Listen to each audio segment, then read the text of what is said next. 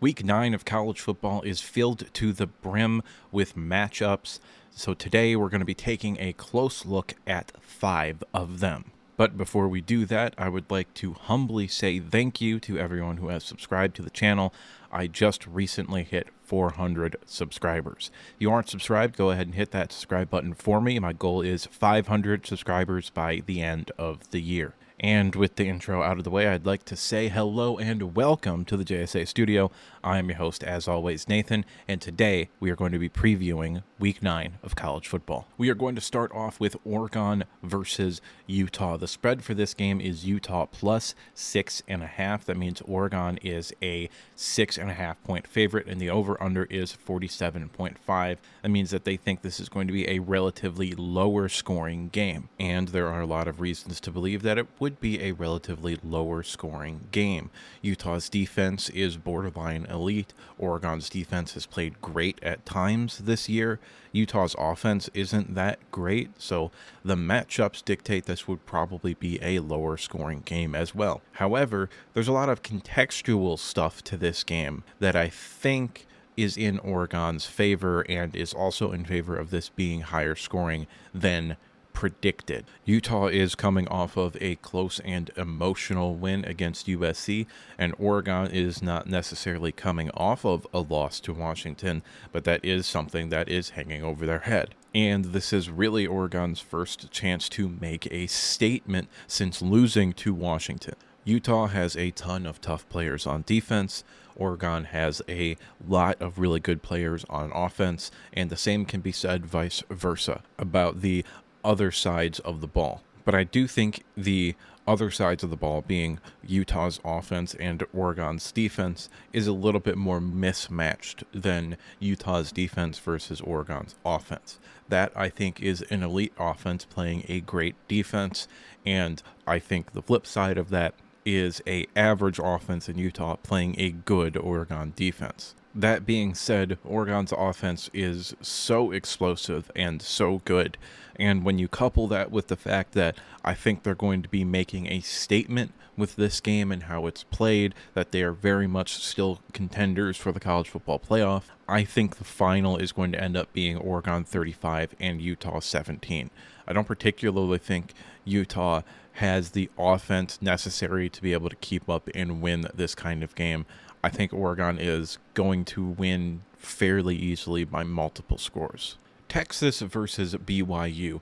This game has the potential to be very strange.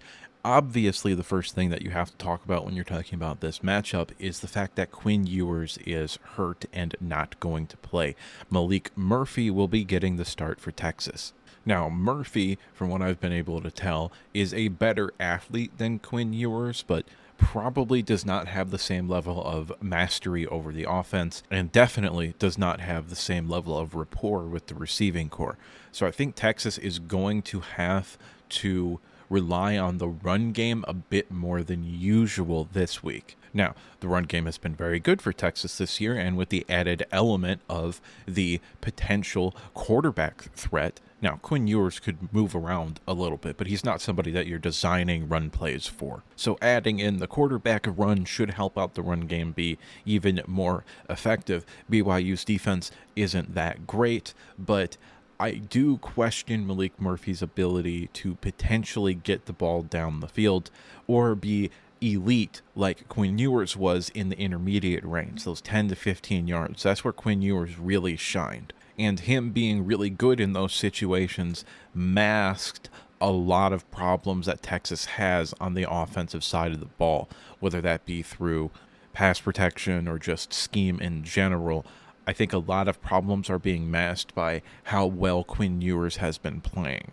So I think the offense is going to take a step back. I think there's a chance BYU smells blood in the water to get a real upset and maybe a program building style of win. Now, this is a down year for BYU, and Keaton Slovis is okay offensively, like he's okay, but I don't particularly think he's somebody who can raise his level of play to really be effective against this Texas defense and he lacks the explosiveness on offense to make big plays so that it doesn't particularly matter that you can't move the ball consistently. Keaton Slovis is more the style of quarterback that is going to win by being efficient, and that type of play plays directly into the hands of Texas and how they play defense. So I think this is going to be a low-scoring game. I think Texas is going to play relatively conservatively on offense, especially for a Steve Sarkisian offense. I think it's going to be fairly conservative. And I still have Texas winning, but I think this is going to be one of those ugly sort of wins where if you're a Texas fan, you kind of just look at it and just be like, okay, survive. Just win the game. It doesn't particularly matter how you look with a backup quarterback. So I am predicting Texas to win 24-20. Next on the docket is Duke and Louisville. And this game is a little bit hard to talk about because we don't know if Riley Leonard is going to play. And I'm actually going to end up giving you two predictions for this game based on whether Riley Leonard plays or not. Because I can't honestly give a prediction about who's going to win this game without knowing for sure if Riley Leonard is going to play. I think it's fairly unlikely that he does, but he very well could push through it and play. Duke is still in the thick of it for the ACC championship game appearance.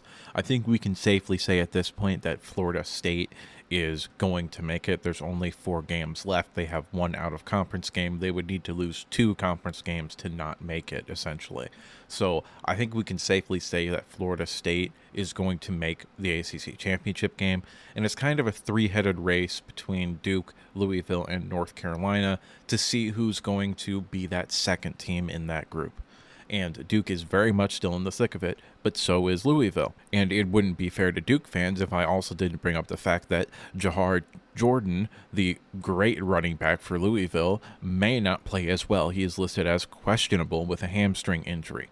Riley Leonard was listed as day-to-day, but I think it's less likely that Riley Leonard plays than it is that Jahar Jordan plays. Louisville is coming off of a bye, and he's kind of had a week to just kind of chill. I don't think he's going to get a full workload. Louisville does have other options in the running back room that could be serviceable or good enough to get themselves into a position to still play really well on offense. But I think both of these teams, even if Riley Leonard and Jahar Jordan both play, are going to be a little bit more limited on offense than they usually would be if they were fully healthy. However, Riley Leonard is more impactful than Jahar Jordan. So if Riley Leonard plays, then I think Duke is going to win this game. Louisville is 3-0 in their only 3 meetings ever on the football field, but I think Duke's defense is special this year. I think Mike Elko is putting together a very solid program. I'm not sure he's going to be there after the year, but I really like what he's doing right now with Duke. I mean, I also love what Jeff Brom is doing for Louisville. I think him leaving Purdue was perhaps the best decision that he ever could have made, because Purdue is a program that has a limited ceiling. Louisville is not. Louisville is a program where you can win 10, 11, 12 games consistently. You can't do that at Purdue. So getting back on topic, if Riley Leonard plays, I think Duke wins 27-21. If Riley Leonard doesn't play, then I think Duke's offense becomes way more limited in scope and reach, and the defense I don't think is going to be able to stop Louisville to the point where the offense can actually win the game. So if Riley Leonard doesn't play, I think Louisville still gets to 21 points, and I think Duke only gets to 7, because very quietly, Louisville's defense is also pretty solid, and not a lot of people have been talking about that. Next on the docket is Tennessee and Kentucky, and this is a fairly interesting game, because I think this game is going to decide whether these two teams have had a successful season. If Tennessee can win this game, they've got a good chance at 9-3, and with a bowl game, they can get to 10 wins, which would be a big deal for Josh Heupel after breaking out last year. And Kentucky, if they win this game, has a solid chance at 9-3 as well, because they have to play Alabama later on in the year, so I don't think they're going to win that game. But they have a decent chance at 9-3, and with a bowl game win, you can get to 10 wins. And that would also be big for Mark Stoops. Mark Stoops has put together himself a consistent program with Kentucky, but getting to 10 wins every now and then, getting to that important second digit every now and then will continue to keep Kentucky happy and will continue for him to be a well-regarded coach that I believe that he is. I have a lot of respect for Mark Stoops and Josh Heupel as well. But for either losing team, this would basically end any chance that you have at winning 10 games this year, and that would be perhaps a little bit more disappointing for Tennessee than Kentucky, but I think Tennessee is pretty happy where they are, especially considering the fact that they beat Alabama last year. I think that's bought Josh Heupel a little bit of time. Also, Tennessee just in general feels like a team built for next year. You've got a 5-star, I think top 10 player in the country, or in his recruiting class rather, sitting behind Joe Milton. You'll be returning a lot of players as well. So I think Tennessee has a better chance to be super successful next year than Kentucky.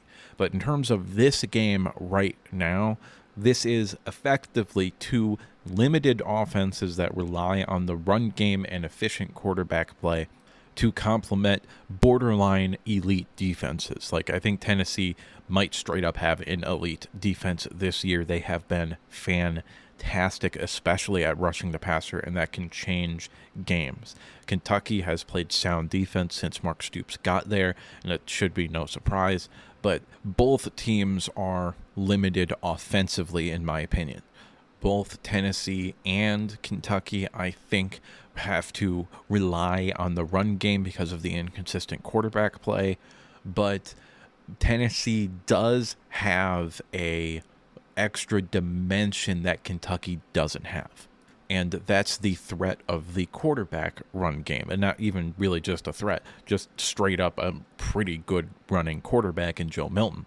And Kentucky, on the other hand, has often had to rely on explosive runs in order to put points on the board.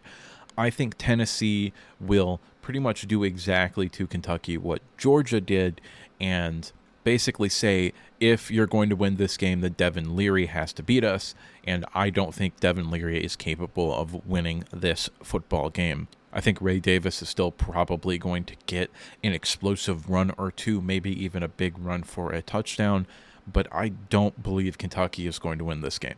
I do think it's going to be close, but I actually think the spread of plus 3.5 for Kentucky and the over-under are pretty much exactly where they are going to be.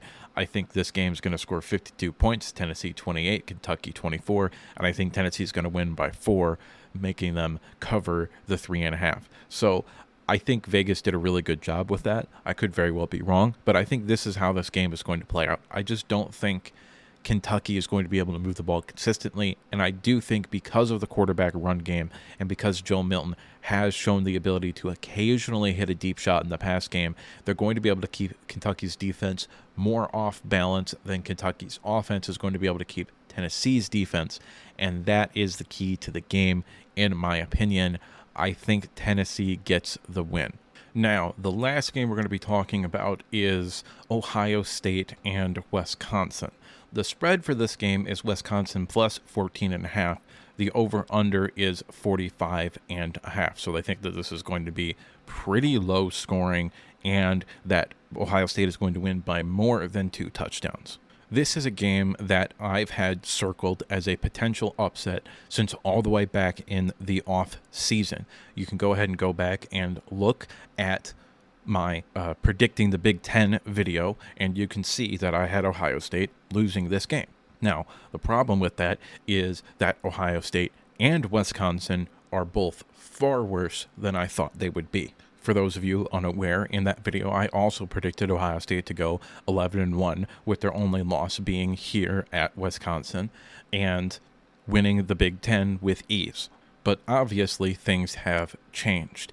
The injury to Tanner Mordecai has effectively crippled Wisconsin's passing game and their ability to do anything other than run the football, but they can't really run the football because they're facing 8- and 9-man boxes. Now, I do actually think Wisconsin's defense, on the other hand, matches up fairly well against Ohio State's offense. But, again, Ohio State has Marvin Harrison Jr., and Marvin Harrison Jr. is just flat out and straight up better than everybody else in college football. So I don't think Wisconsin is going to be able to stop him from getting another 10 to 15 catches and another 150 to 200 yards with 2 or 3 touchdowns. Ohio State defensively has all the talent in the world, and probably with ease is going to effectively negate anything that Wisconsin is going to be doing on offense. I think this is probably going to be one of those games where it's close at halftime, and then Ryan Day is going to start drawing up shot plays to Marvin Harrison Jr. in the second half, and then Ohio State is going to pull away in the second half. And that's basically what Ohio State has done in every game this year, except Notre Dame. I think Ohio State is going to win 24-3. This is really their last test before Michigan. They play Rutgers and then Michigan State and then Minnesota. So I think that this is probably the last chance that they have to lose a game before playing Michigan. So I think they're pretty much going to cruise to 11-0. And then I think Michigan is also pretty much going to cruise to 11-0. So there's a real possibility that November 25th is, once again, 11-0 versus 11-0, and 2 top 5, maybe even 1 and 2 ranked teams. And unfortunately, that's all that I have for you today. It's at this point that I'd like to remind you to like if you liked the video, subscribe if you want to see more content like this, and if you disagreed with me at any point, or if you just have something to say, go ahead and drop a comment down in the comment section below. But let's just remember to keep it civil. After all, what do I know? I'm just some asshole on the internet giving you his opinion, and I'll see you next time.